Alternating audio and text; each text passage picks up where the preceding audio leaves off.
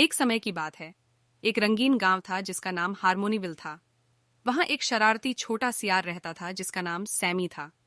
Sami हमेशा कुछ नकलची करने में लगा रहता था और गांव के अन्य जानवर उस पर विश्वास करने में कठिनाई महसूस करते थे। फिर भी सैमी के पास एक दयालु हृदय और सुधार की इच्छा थी। एक धूप वाले दिन जब पक्षियों की चहचहाहट सुनाई दे रही थी और फूल खिल रहे थे, हार्मोनीविल में एक भयंकर तूफान आया। काले बादल घूमने लगे और हवा चिल्लाने लगी। जानवर आश्रय ढूंढने और सुरक्षित रहने के लिए भगदड़ करने लगे। जब तूफान चल रहा था तब सैमी ने एक पेड़ पर एक छोटी सी पक्षियों की घोंसले पर नजर डाली। घोंसला खतरे से खतरे में था और सैमी को मदद करने की जरूरत महसूस हुई। उसने अपनी शरारती प्रकृति को छोड़कर कुछ करने का निर्णय लिया। सैमी पेड़ की ओर चढ़ गया। हवा में चलते हुए डालियों में मजबूती से चिपके रहा। हर झटके के साथ वह घोंसले के पास बढ़ता गया।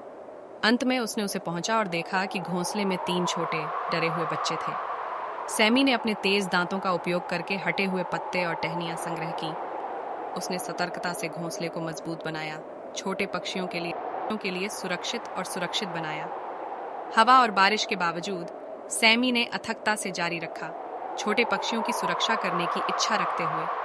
अंततः तूफान चला गया और बादलों के पीछे से सूर्य निकला।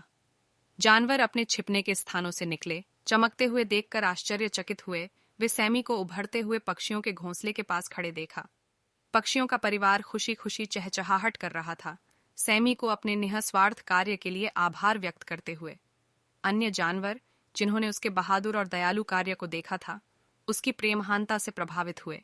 उस दिन से बाद सैमी की शरारतें धीरे धीरे कम होने लगीं। उसे महसूस हुआ कि दूसरों की मदद करने और उनके जीवन में सकारात्मक परिवर्तन लाने की खुशी होती है। सैमी हार्मोनीविल में सभी जानवरों के लिए विश्वसनीय दोस्त बन गया और गांव में सद्भाव और मित्रता के साथ बढ़ चढ़कर आई। कहानी का सारांश यह है कि चाहे आपके पश्चात के कार्य कितने भी दुष्टपूर्ण हों, आपके पास हमेशा परिवर्तन और अच्छा करने की शक्ति होती है। छोटी सी दयालुता के भीतर छिपी हुई भलाई का असर बहुत बड़ा हो सकता है और दूसरों के जीवन में सकारात्मक परिवर्तन लाने में सहायता कर सकता है।